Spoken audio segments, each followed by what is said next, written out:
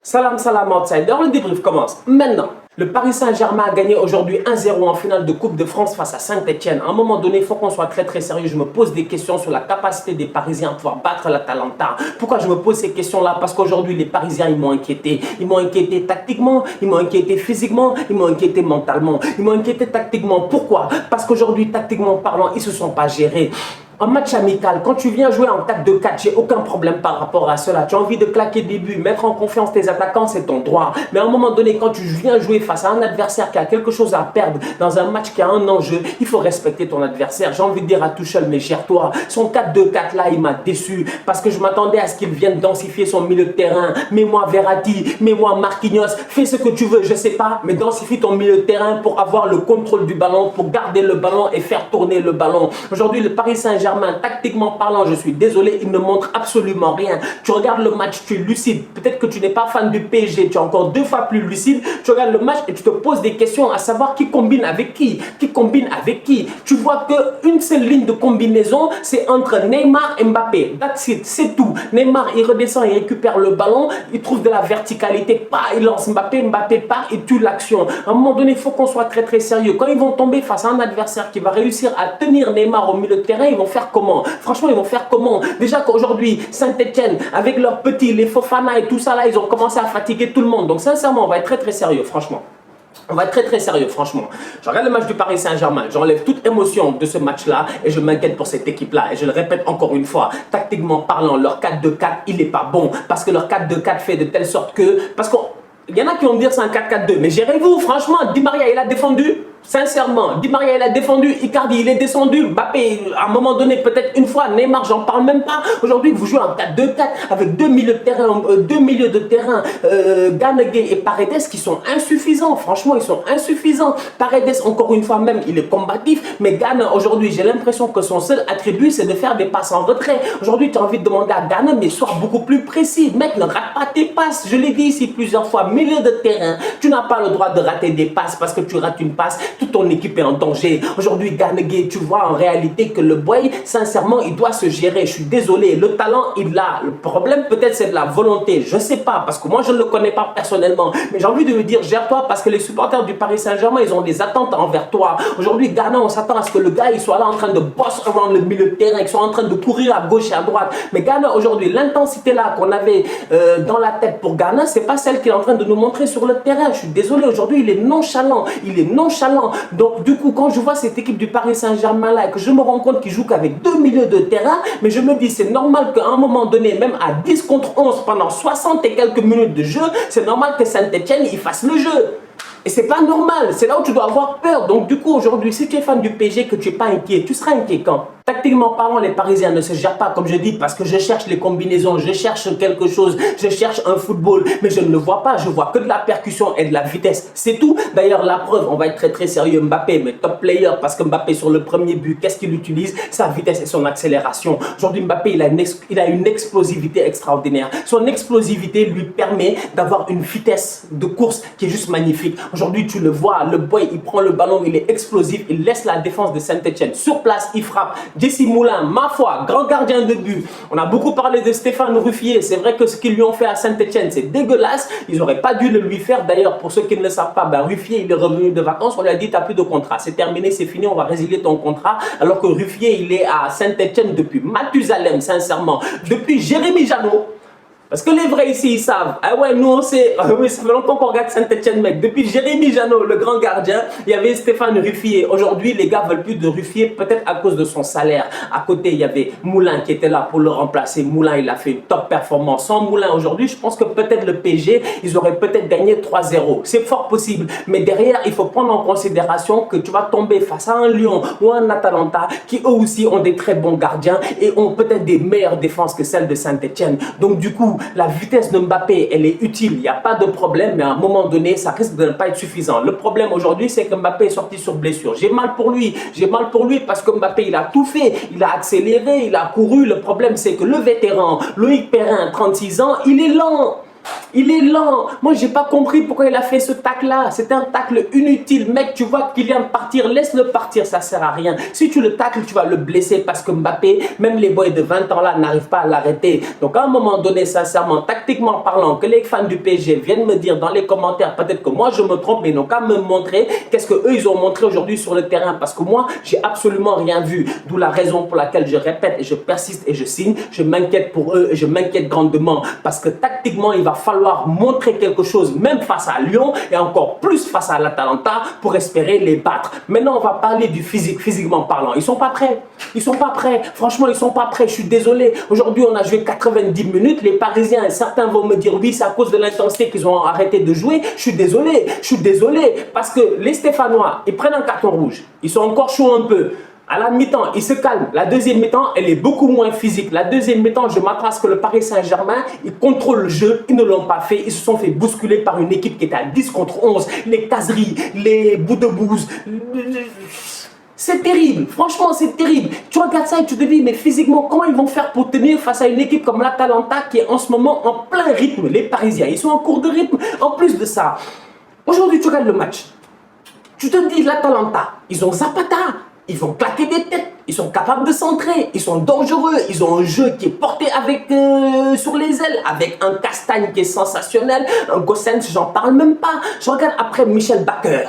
Et je m'inquiète parce que je me dis aujourd'hui, combien de fois Saint-Etienne a centré? Combien de fois Saint-Etienne a mis le PSG en danger sur des centres, sur des coups de pied arrêtés? Combien de fois aujourd'hui Saint-Etienne a centré? Il y a un problème parce que l'Atalanta, tout leur football passe par les ailes, tout leur football passe presque par la percussion de leurs ailiers sur les ailes. Aujourd'hui, je regarde les latéraux parisiens, j'ai peur. Kerrer est sorti sur blessure. Je dis bien et je répète et je persiste et je signe. Si tu es fan du PSG et qu'aujourd'hui, après ce match-là face à Saint-Etienne, tu n'es pas je ne sais pas ce qui va t'inquiéter dans ta vie, c'est que toi tu es trop zen sincèrement, toi tu es en mode Bob Marley, parce qu'aujourd'hui vous devez vous inquiéter, parce que votre équipe elle est insuffisante, je le dis encore une fois, tactiquement elle est insuffisante, physiquement tu le vois que les gars ne sont pas prêts à aller en 90 minutes, s'ils vont en prolongation ils vont se faire tuer, même en 90 minutes ça m'étonnerait qu'ils soient capables de garder la même intensité, alors que l'Atalanta ils peuvent le faire, on les a vus aujourd'hui face au Milan AC, mentalement ils m'inquiètent aussi, parce que mentalement je me dis à un moment donné, il faut prendre le dessus sur le match. Oui, c'est vrai que Saint-Etienne, ils sont venus avec cette envie-là de démonter, mais à un moment donné, je m'attends à ce que les Parisiens, mais ils soient chauds. Mentalement, ils soient prêts, en mode Sergio Ramos, en mode gangster, en mode j'en ai rien à faire, je suis prêt à tout donner. Mais ça, je ne l'ai pas vu. Sincèrement, je ne l'ai pas vu. Moi, ce que j'ai vu, c'est un PSG qui était posé, qui était tranquille, qui s'est dit je vais gérer et tout. Et pourtant, en fin de match, tu te rends compte que Saint-Etienne, même presque, ils ont failli avoir un penalty. Donc aujourd'hui, je répète encore une fois, et je le dis, tactiquement, mentalement, physiquement, le PSG m'inquiète, tout simplement. Kerrer est blessé, Bernat est blessé, Mbappé est blessé. Aujourd'hui, sincèrement, j'ai envie de dire au Paris Saint-Germain, j'espère pour vous, en toute honnêteté, que la semaine prochaine, face à Lyon, il n'y aura pas de blessés. Parce que s'il y a d'autres blessés qui se rajoutent à cette liste-là, le match contre l'Atalanta, vous pouvez déjà mettre une croix dessus. Ça risque d'être très, très compliqué. Les gars, il va falloir qu'au niveau de votre club, les gars se gèrent. Mentalement, il faut se gérer. Il faut rentrer en mode compétition, là. Je comprends, vous avez joué beaucoup de matchs amicaux, vous étiez sur un nuage et tout, vous les avez gagnés. C'est la raison pour laquelle même je ne suis pas venu débriefer. Ça ne sert à rien de beaucoup parler. Parce qu'on savait tous qu'à un moment donné, le PSG allait souffrir. Et aujourd'hui, le PSG a souffert face à un adversaire où on ne s'attendait pas à ce qu'il devait souffrir face à cet adversaire-là. Je suis désolé. Paris ne doit pas souffrir face à Saint-Etienne. Paris ne doit pas souffrir face à Saint-Etienne. Que Paris fasse le même match la semaine prochaine face à Lyon, qu'il galère, il gagne, je suis d'accord. Mais Saint-Etienne, je ne suis pas d'accord. Et ça, sincèrement, ça montre à quel point le PSG, aujourd'hui, je suis désolé, ils sont under the level. Mauro Icardi, quand il s'agit de se battre contre Maxi Lopez, ouais, la garde des enfants, c'est moi et Wanda, etc. Tu toucheras pas aux enfants, tu verras plus tes enfants et tout, il est là. Il n'y a aucun problème, c'est sa vie privée, on va pas essayer d'être là à le juger. Mais à un moment donné, on va commencer à le juger. S'il est incapable de mettre la même envie, la même détermination à vouloir rester avec Wanda et ses enfants qu'à vouloir marquer des buts. Aujourd'hui, Mauro Icardi, je suis désolé, il est décevant. Et ça passe à travers quoi? À travers une action, mais qui est symptomatique de Mauro Icardi en ce moment. Le petit Wesley Fofana, là, il a fait une superbe rencontre. Il a fait une superbe rencontre. Fofana était sensationnel. 19 ans aujourd'hui, toutes ses dents en pleine forme. Gros bébé, il les a bouffés. Il les a bouffés. Des petits coups de coude. Les boys sont en train de tomber.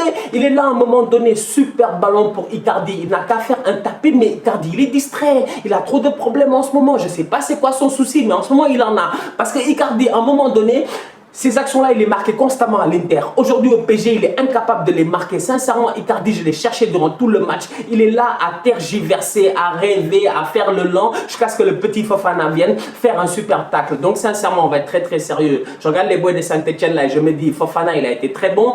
Neyou, il est rentré en deuxième mi-temps, il a été excellent. Mais il y avait plein de gamins aujourd'hui au niveau de Saint-Etienne qui ont fait une très, très belle rencontre. Et ça montre aujourd'hui à quel point le Paris Saint-Germain a des problèmes. Parce que je le répète encore une fois, Saint-Etienne était à 10, le PSG était à 11, Saint-Etienne était à 10 dès la 33e minute ou la 34e minute, ce qui veut dire que le Paris Saint-Germain a joué 10 minutes plus 45 minutes à 11 contre 10 et ils ont été incapables de taper Saint-Etienne plus que 1-0. C'est pas normal. L'Atalanta et le Milan AC, ils ont fait aujourd'hui match nul 1-1. Shout-out à Donnarumma. Pourquoi shout-out à Donnarumma? Parce que Donnarumma, il s'est géré aujourd'hui. Ça n'a pas été facile. Ça a été une soirée difficile. Il a eu un penalty, il a arrêté. Aujourd'hui, Donnarumma, il a 21 ans. Tu regardes ses statistiques, tu es bluffé. Lors des 3 dernières saisons en tant que tel, le boy, il a eu 24 penalty contre lui. Il en a arrêté 10. C'est pas mal. Sincèrement, ça fait 42% de penalty arrêtés. Sincèrement, il faut le respecter. Donnarumma, aujourd'hui, il amène une certaine sérénité au Milan. Ce Milan de Pioli, là, on peut parler jusqu'à demain. Sincèrement, il est rassurant. D'ailleurs, je suis content qu'il ait prolongé Pioli parce que des fois dans le football moderne, on aime trop changer de coach à gauche et à droite. Pioli, il est arrivé, mais depuis qu'il est arrivé, depuis le retour du confinement, depuis cette défaite face au Genoa 2-1, le Milan, ça fait 10 matchs d'affilée, toutes compétitions confondues, ils en ont perdu aucun.